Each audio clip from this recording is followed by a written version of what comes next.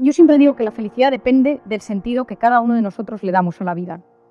Y en una sociedad que ha perdido el sentido, que hemos perdido el rumbo en tantas cosas, hemos sustituido sentido por sensaciones. Sensaciones que no tienen por qué ser malas.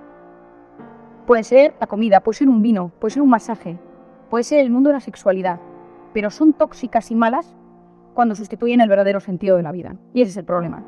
Cuando uno se obsesiona con una sensación, con buscar esa sensación, somos drogodependientes emocionales, ansiamos llenar ese vacío y al final con esas actitudes, con esos comportamientos, a veces nos corrompemos y nos rompemos. Y esto lo vemos constantemente en consulta. Hay que volver a los valores. ¿Y qué son los valores? Aquello que nos guía en los momentos de caos y de incertidumbre. En ese momento en el que todo se vuelve completamente caótico, que no sabemos hacia dónde tenemos que dirigirnos, tener unos valores firmes y asentados nos ayuda a no perder todavía más el rumbo. Y sí, drogodependencia emocional. Somos adictos a experiencias vibrantes, a emociones. Supongo que aquí habrá más de un profesor. Estoy seguro que si este profesor lleva más de 10 años dando clase, dirá que cada vez es más difícil motivar a un alumno, activarle. ¿Por qué? Porque la gente hoy solo se mueve por emociones, no nos movemos por nada más. Y esto es un problema, porque las emociones fluctúan, porque los sentimientos dependen del momento del día. Hay que tener algo más sobre lo que asentarse. Hay un culto del instante. La palabra de moda es tendencia. ¿Esto está de moda? Entonces, como está de moda esta influencer, esta Instagram, esta marca de ropa, esta película, esta serie. Y esto es por lo que nos movemos, pero no hay una consistencia debajo y eso es peligroso. Y para mí esto es muy importante, porque la felicidad no es lo mismo que la gratificación instantánea. Hoy en día esas emociones instantáneas nos producen gratificación, pero eso no es felicidad. La felicidad es algo mucho más coyuntural. La gratificación instantánea funciona en el cerebro con una hormona que se llama la hormona de la dopamina. Y esto os lo voy a explicar porque es muy importante. Hoy en día me preguntan, ¿no? Pues que somos más felices, no somos menos felices. Hemos sustituido la felicidad por la gratificación a golpe de clic. Por esa felicidad a golpe de clic, Amazon Prime, en el momento, lo que quiero, ahora mismo. Y pido algo y lo tengo en ese instante. Es decir, no tenemos paciencia, no somos capaces de aburrirnos, nos estresamos y no sabemos gestionar ese estrés y todo lo solucionamos a golpe de clic. Y esto es fundamental y me gusta explicarlo de una manera importante. Nuestro cerebro, cada vez que consume alcohol, heroína, cocaína, pornografía, cada vez que compra, todo eso genera un cierto placer. Y el placer en el cerebro está generalmente regulado por una hormona, que es la hormona de la dopamina. Y es una hormona buena, porque es una hormona que nos da placer y nos gusta. ¿Esa dopamina cómo funciona? Pensemos en alguien que quiere consumir alcohol. La persona quiere consumir alcohol y empieza a pensar, quiero consumir. Y entonces empieza a elevarse la dopamina cada vez más, hasta que en un momento dado ya se toma una copa, pico de dopamina. ¿Qué pasa después? Síndrome de abstinencia. Porque la dopamina, que es la hormona del placer, es la hormona de las adicciones. ¿Qué descubrieron los cofundadores de Facebook hace unos años y lo reconocieron en un evento médico en Filadelfia hace un par de años? Que crearon Facebook para generar adictos. Ellos se dieron cuenta que los likes equivalían a microchispazos de dopamina en el cerebro y que las redes sociales eran adictivas. Y entonces se dieron cuenta que si trabajaban ese sistema de validación social constante de me quieren, me quiero, me gustas, no me gustas, esa persona tenía microchispazos de dopamina, se sentía bien y encima se enganchaba. Lo que hoy en día mueve el mundo ya no es el petróleo, las farmacéuticas. Lo que hoy en día mueve el mundo es la capacidad de retener la atención de la gente el mayor tiempo posible en la pantalla. Los programadores de las grandes multinacionales emplean y contratan a neurocientíficos para que les enseñen cuáles son nuestros puntos vulnerables de la mente para engancharnos más tiempo. ¿Y eso qué nos da? Gratificaciones instantáneas, momentos de alivio. Ojo, esos programadores llevan a sus hijos a colegios donde no hay tecnología. Hoy en día, la última que leí el otro día en la prensa americana es que las nannies americanas firman un contrato por el cual nunca van a tener un teléfono o un dispositivo delante de los niños que cuiden. Es decir, los que nos están metiendo en ese mundo alejan a sus hijos de ese mundo. ¿Por qué? Porque saben que esto está creado para generar adicción. Yo no soy tecnófoba y tengo un teléfono, tengo un dispositivo, utilizo internet. Pero yo siempre digo que tiene que haber un concepto claro y es ¿quién domina a quién? Los aparatos están diseñados para dominarnos y están diseñados científicamente y os daría 1000 ejemplos. Y el tema es ¿quién domina a quién?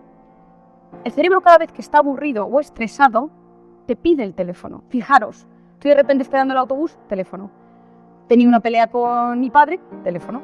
He tenido una discusión con mi jefe, teléfono. ¿Por qué? Porque de repente me siento mejor. Y eso tiene un sentido científico. ¿Pero qué pasa? Que no sabemos gestionar el aburrimiento y el estrés. ¿Qué está pasando en la gente joven? Que no saben gestionar el aburrimiento y el estrés. Nula tolerancia a la frustración. Y esto es un problema. Porque la mayor parte de las cosas de la vida que valen la pena, sea el amor de los amigos, de pareja, o sea el trabajo, requieren esfuerzo, paciencia y no es a golpe de clic. Cualquiera que tenga aquí un matrimonio que funciona bien o un trabajo que le gusta sabe que es esfuerzo, costoso, no funciona todo el primer día, tiene 1000 impedimentos, pero nuestro cerebro lo estamos diseñando para recibir constantemente gratificaciones y cuando eso no sucede, nos frustramos y eso nos altera profundamente. Y yo trabajo mucho en este tema porque me parece que es clave.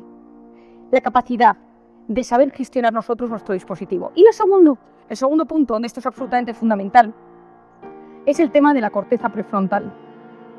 La corteza prefrontal, la zona frontal del cerebro, es la zona que se encarga de 4 funciones fundamentales del ser humano. La atención, la concentración, la resolución de problemas y el control de los impulsos. Ahí es nada. Es decir, nos hace seres superiores, con capacidad de prestar atención a lo que realmente es importante, con capacidad de estar, pues si yo aquí tengo un bol de chucherías, no estar comiéndomelas sin parar y tener capacidad de controlarlas. Si me ofrecen una copa y yo prefiero no beber, no tomarla. Esto es corteza prefrontal en gran parte. La voluntad reside ahí. ¿Qué pasa? Cuando nosotros somos pequeños y nacemos, un bebé tiene todo el cerebro liso. Es decir, no lo tiene desarrollado, está inmaduro. Y a medida que se va desarrollando, empiezan las famosas circunvoluciones que todos hemos visto en alguna imagen del cerebro. La corteza prefrontal, la de la atención, está completamente inmadura. La atención es la ventana al mundo exterior. ¿Con qué presta atención un bebé? Con 3 cosas. Luz, sonido, movimiento. 3 cosas. El luz, sonido y movimiento. ¿Qué queremos con un bebé? Que a medida que va cumpliendo meses, un par de años, el niño preste atención a cosas que no se mueven, que estén quietos en la salita de espera de un médico, que vayan en un autobús y no hagan un espectáculo, que atiendan a un profesor cuando llegan al colegio, que empiecen a escribir, es decir, que controlen sus impulsos, que no solo se dejen llevar por estímulos de luz, sonido, movimiento. ¿Qué pasa? Si a un niño de 18 meses uno le pone una tablet cuando es pequeño. ¿Qué es la tablet? Luz, sonido, movimiento. Entonces, ¿qué sucede en el cerebro? Que esa zona del cerebro que se tiene que desarrollar, esa zona del cerebro que se tiene poco a poco que avanzar, no avanza y se pierde. Los americanos lo denominan, y a mí me encanta porque se entiende muy bien, use it or lose it. O lo usas o lo pierdes. El cerebro funciona así. Cualquier habilidad que uno deja de hacer y se la da a un dispositivo externo, no creo que haya aquí nadie que reconozca desde que tiene un dispositivo tiene más memoria desde que existe Wikipedia. Nuestro hipocampo, zona de la memoria, funciona cada vez peor. ¿Por qué? Antes, yo no sé si aquí alguien se sabe de memoria el teléfono de otra persona, pero probablemente sea porque lo aprendió hace más de 10 años. Si no, nos tenemos, nos cuesta retener, tenemos que hacer hasta una regla mnemotécnica de números, pero nos cuesta. Otro día, una paciente que tenía en mi consulta se había olvidado el móvil y tenía que venir a recoger su marido. No hubo manera humana no tenía un 6, digo, no, todos empiezan por 6. O sea, no había manera de que se acordara del teléfono de su marido. Dice, pero si le he llamado muchísimas veces. Digo, pero nunca has marcado. Es decir, nuestro cerebro cuando no usa una parte, cada vez funciona peor. Tanto es así que ahora hay estudios muy interesantes sobre la orientación temporoespacial desde que tenemos GPS. Nadie se orienta mejor desde que tiene un GPS. ¿Por qué? Porque esa zona del cerebro que cuando la activas funciona muy bien, los que hacen montañismo, los que hacen excursiones lo tienen muy desarrollado, los que vamos siempre con Google Maps lo tenemos muy poco desarrollado y de repente nos perdemos y ya no sabemos hacia dónde nos estamos dirigiendo. Entonces, debido a nuestra corteza prefrontal, que es la que a mí ahora me interesa, como ya no la usamos, porque ¿a qué prestamos atención? Videojuegos, series, redes sociales, pantalla, y eso está hecho para que cada vez nos cueste más concentrarnos. Hay unos psiquiatras alemanes que lo denominan demencia digital, y es verdad.